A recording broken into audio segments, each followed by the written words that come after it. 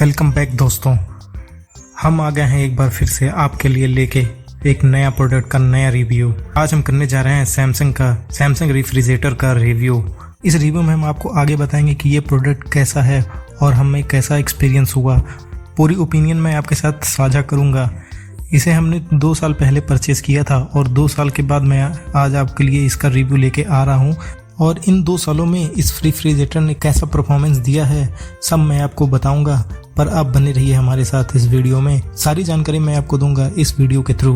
आगे वीडियो में हम आपको बताएंगे कि इन 2 सालों में इस रेफ्रिजरेटर ने कैसा परफॉर्म किया और कैसा वर्क कर रहा है अभी भी।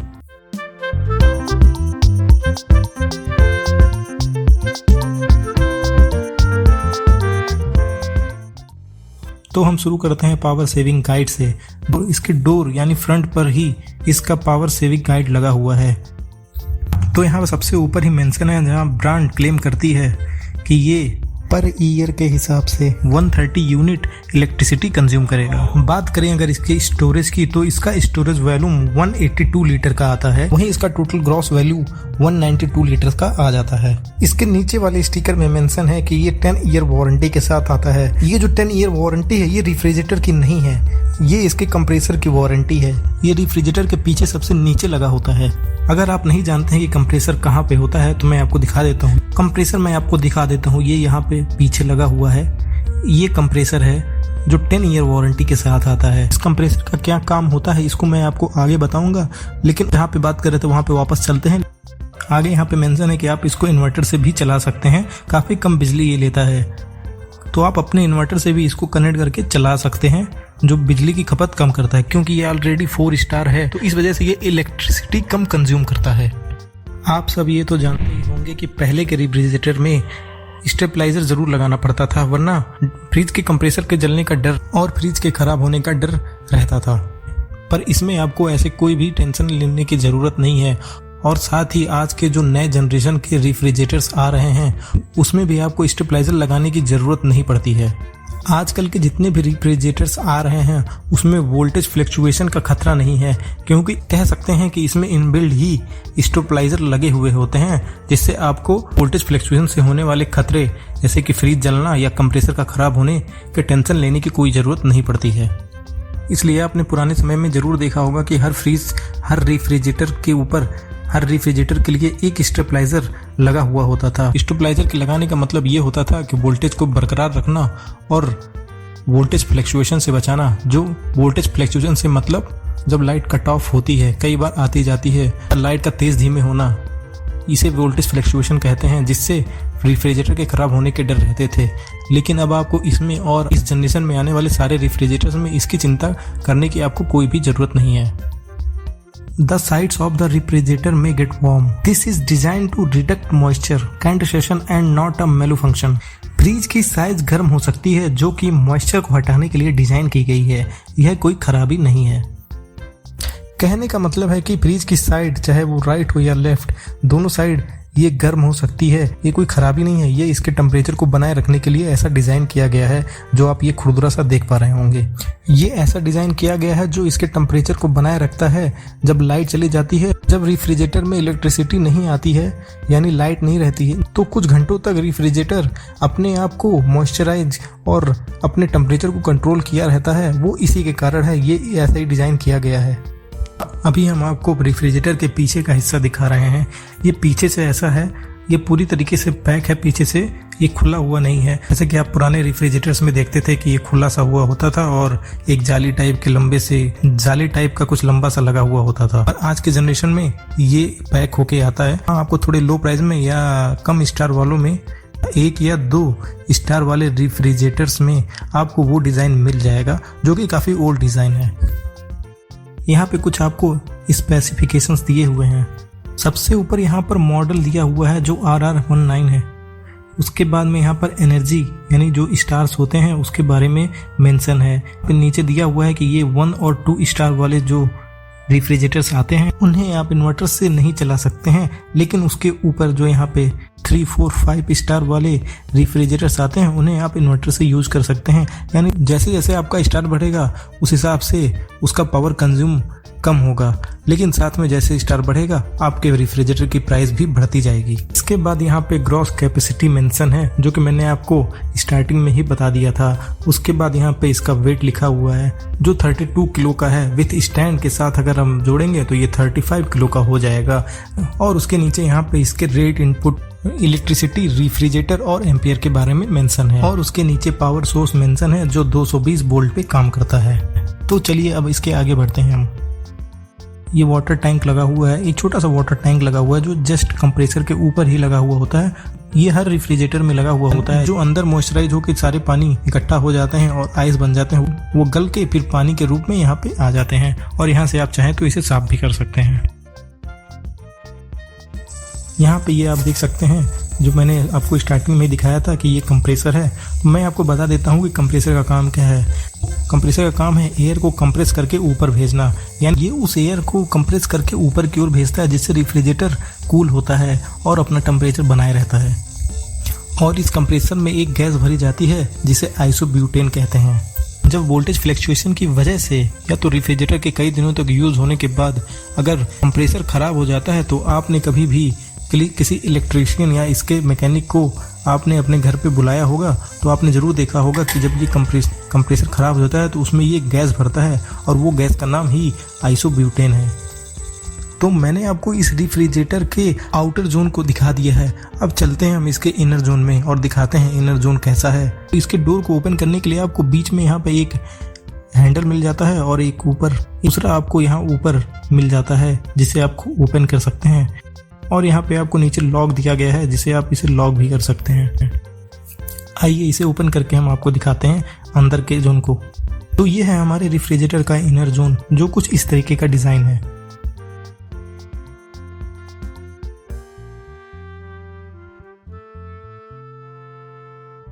अंदर एक स्टिकर लगा हुआ है जिसपे इसके मॉडल नंबर और सीरियल नंबर लिखा हुआ है। अगर आपको इस रेफ्रिजरेटर से कुछ भी प्रॉब्लम आती है तो यहाँ पे कंप्लेंट नंबर दिया हुआ, आप यहाँ से कॉल करके अपने इशू को सॉल्व करा सकते हैं। चलिए मैं आपको सबसे नीचे से दिखाना शुरू करता हूँ। यह है हमारा वेजिटेबल बॉक्स। आप यहाँ पे अपना वेजिटेबल या कुछ भी रख सकते हैं। ये एक बड़ा स्टोरेज है जिसमें आप कुछ भी सामान रख सकते हैं और साथ ही आप इसे आसानी से बाहर भी निकाल सकते हैं। इसमें आपको टोटल 3 रैक मिलेंगे जहाँ आप इसको अपने हिसाब से ऊपर नीचे कर सकते हैं। ये देख सकते हैं, ये एक सबसे नीचे से पहला रैक है और इसको ऊपर नीचे भी सेट कर सकते हैं अपने साइज़ के हिसाब से जैसा आपको यहाँ पे ज़रूरत हो। उसके ऊपर ये दूसरा रैक मिल जाता है। अभी आप यहाँ देखिए 1-2 कट लगे हुए हैं जहाँ से आप इसे अपने हिसाब से इसको भी ऊपर नीचे कर सकते हैं। कितना बड़ा आपको करना है या कितना छोटा करना है ये आप अपने हिसाब से देख के कर सकते हैं, ये आपके ऊपर निर्भर करता है। मैंने यहाँ पे इसमें बीच वाले का स्पेस थोड़ा कम कर रखा है। सबसे नीचे और सबसे ऊपर में मैंने स्पेस ज़्यादा कर रखा है। ये सबसे ऊपर का रैक है, यानी सबसे ऊपरी भाग जो रैक है इसका भी स्पेस मैंने बड़ा किया हुआ है, जो आप देख सकते हैं। ये करीब मेरे हाथ के बराबर, मेरे इस हाथ के इतने बराबर आ जा रहा है। चलिए हम सामान को जरा साइड में रख लेते हैं और फिर आपको इसके आगे दिखाते हैं। थोड़ा सा इसको किनारे कर लेते हैं या नीचे ही रख देते हैं। ये यहाँ पे एक लाइट लगी हुई है जो 15 वाट का बल्ब लगा हुआ है। ये अगर फ्यूज़ होता है तो आप इसे मार्केट से भी लगा सकते हैं और ये मैक्सिमम 15 वाट का ही यहाँ पे लगेगा। तो ये बल्ब आपको आसानी से मार्केट में भी मिल जाएगा अगर आपका ये बल्ब फ्यूज़ होता है, पर इतनी आसानी से ये जल्दी फ्यूज़ नहीं होता है। मैंने आपको स्टार्टिंग में एक वाटर टैंक जो पीछे दिखाया था, वो जो मैंने बताया था कि सारा आइस जब गलता है तो वो उसमें आके जो पानी होते हैं उसमें स्टोर हो जाते हैं। तो ये जो भी आइस फ्रीजर से गलता है वो पहले इस बॉक्स में आता है और इस बॉक्स से होते हुए फिर ये यहाँ पे आप देख सकते हैं, ये जो छोटा सा लगा हुआ है इससे ये वहाँ से ये गिर के ये इस वाइट वाले बॉक्स में जाता है और वहाँ से ये सीधे यहाँ पर ये पीछे सबसे जो मैंने दिखाया, ये मैं दिखा दे रहा हूँ आपको। ये जो सबसे पीछे लगा हुआ है वाटर टैंक छोटा सा, इसमें आके स्टोर हो जाता है। ये लॉक सिस्टम का एक भाग है। जब हम फ्रीज को लॉक करते हैं तो ये यहाँ पे आके ये इसमें आके रुकता है। यानी जो आप देख रहे हैं ये लॉक करने पर इसमें आके रुकता है यहाँ पर और इससे फ्रीज लॉक हो जाता है। चलिए हम इसके की को निकाल कर दिखा देते हैं। ये इस रेफ्रिजरेटर का की है जिससे हम इस फ्रीज को लॉक भी कर सकते हैं। चलिए हम इसको लॉक करके भी दिखा देते हैं। ये आप इसमें ऐसे डालकर और इसे आप ऐसे लेफ्ट साइड घुमा देंगे तो ये रेफ्रिजरेटर लॉक हो जाएगा। अब ये हमारा लॉक हो चुका है, ये नहीं खुल रहा है। और आप इसे ओपन करने के लिए इसमें वैसे इससे उल्टा प्रोसेस करेंगे, यानी राइट साइड घुमा देंगे तो इससे ये रेफ्रिजरेटर अनलॉक हो जाएगा और ये खुल जाएगा।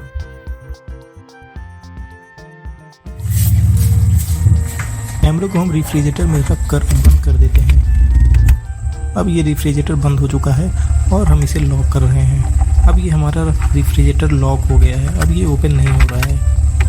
तब हम इसे अनलॉक करने के लिए वैसे ही सेम प्रोसेस राइट की ओर घुमाएंगे और ये अनलॉक हो जाएगा कि ये हमारा रेफ्रिजरेटर अनलॉक हो चुका है। ये रेफ्रिजरेटर के डोर का रबड़ है जो अच्छे से ये पकड़ लेता है। ये हमारे डोर के साइड का सबसे नीचे का रैक है। ये एक फाइबर का रैक है और ये मैं आपको दिखा देता हूँ ये कितना स्पेस इसमें लेता है। ये अगर मैं इसके ऊपर से रख के दिखाऊं तो ये इतना हाथ का आ रहा है मेरे, और अगर मैं पूरे अंदर से लेके रखता हूँ तो ये दोनों पंजों के फुल साइज में आ जाता है। ये जस्ट ऊपर का रैक है, ये भी फाइबर का ही रैक है और पर नीचे वाले से इसकी लंबाई थोड़ी सी छोटी है। उसके ऊपर आपको दो छोटे छोटे रैक मिल जाते हैं जो एक ट्रे हैं, दोनों ही एक ट्रे हैं। ये मैं आपको इसमें जो पॉलीथीन्स हैं इसको हटा देता हूँ। ये पॉलीथीन्स मैंने हटा रहा हूँ और ये कागज़ को हटा देके दिखा देता हूँ। ये देखिए ये एक एग ट्रे है, ये सबसे ऊपर का रैक है और ये भी एक फाइबर का ही रैक है। अगर आप इसको निकालना चाहते हैं तो निकाल भी सकते हैं।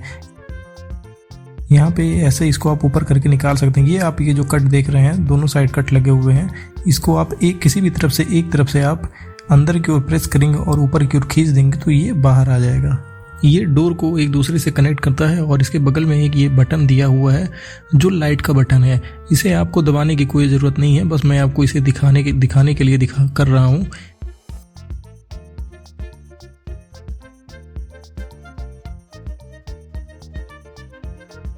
जब रेफ्रिजरेटर के डोर को हम बंद करते हैं तो ऑटोमेटिक ये यहाँ से दबकर लाइट अंदर बंद हो जाती है, और जब इसे हम ओपन करते हैं तो ये ऑटोमेटिक ये बाहर आता है और ऑटोमेटिक ये लाइट जल जाती है।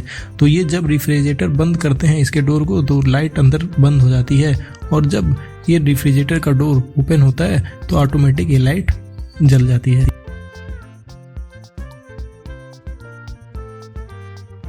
तो अब हम आते हैं इस रेफ्रिजरेटर के फ्रीजर की ओर। यहाँ पे लिखा हुआ है सुपर फ्रीज जोन। तो ये हमारा फ्रीजर है और ये देखिए अंदर की ओर कुछ बर्फ भी जमे हुए हैं। चलिए इसके बाद हम आपको दिखाते हैं इसके कंट्रोल्स को। तो ये रेफ्रिजरेटर के टेम्परेचर कंट्रोल हैं जिसमें आपको 6 टाइप्स मिल जाते हैं। इसमें सर्दी, मानसून और गर्मी के टाइप्स भी दिए गए हैं। आप उनके हिसाब से भी इसे सेट कर सकते हैं, और अगर आप चाहते हैं अपने हिसाब से सेट करना तो उसे भी आप सेट कर सकते हैं। तो ये 6 टाइप के टेम्परेचर यहाँ पे दिए गए हैं। जैसे जैसे आप इसको ऊपर की ओर बढ़ाएंगे वैसे वैसे इसका टेम्परेचर इंक्रीज होता जाएगा, और जैसे जैसे ही आप इस रोलर को पीछे की ओर यानी बैक साइड घुमाएंगे वैसे ही ये डिक्रीज होता जाएगा। और इसके जस्ट बीच में ये आपको ब्लू कलर का जो बटन दिख रहा है ये डिफ्रॉस्ट का बटन दिया हुआ है।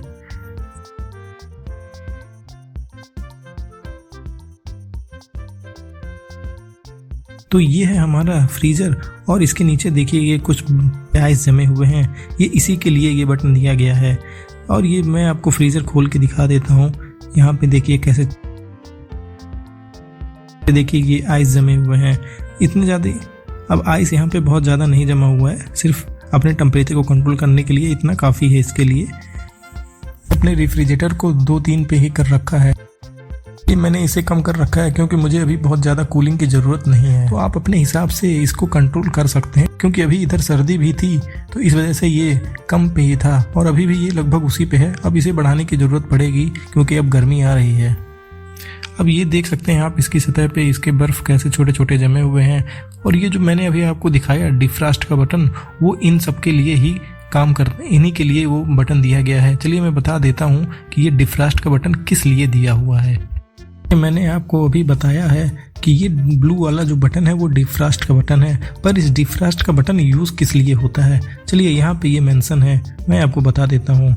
ये लिखा हुआ है कि बर्फ का सतह फ्रीज जोन के अंदर डिफ्रोस्ट संकेत से अधिक होने पर नीले रंग के बटन को दबाएं।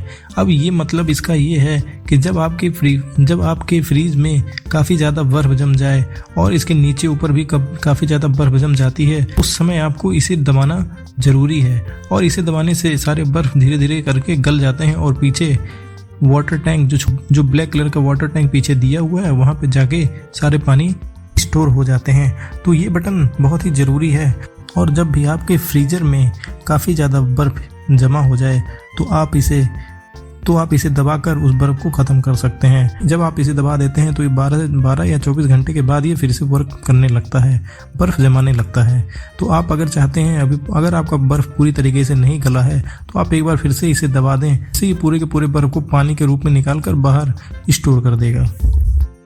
यहाँ पे एक चेतावनी भी लिखी हुई है, लिखा हुआ है कि बर्फ हटाने के लिए नुकीली चीज़ों का इस्तेमाल ना करें। यानी जब भी आपके फ्रीजर में काफ़ी ज़्यादा बर्फ जम जाए तो आप उस बर्फ को निकालने के लिए किसी चाकू या किसी कैंची या कोई भी ऐसी नुकीली चीज़ का उपयोग ना करें। ऐसा करने से आपके फ्रीजर में इफेक्ट पड़ सकता है और टूटने का डर है, जिससे आपका फ्रीज खराब भी हो सकता है।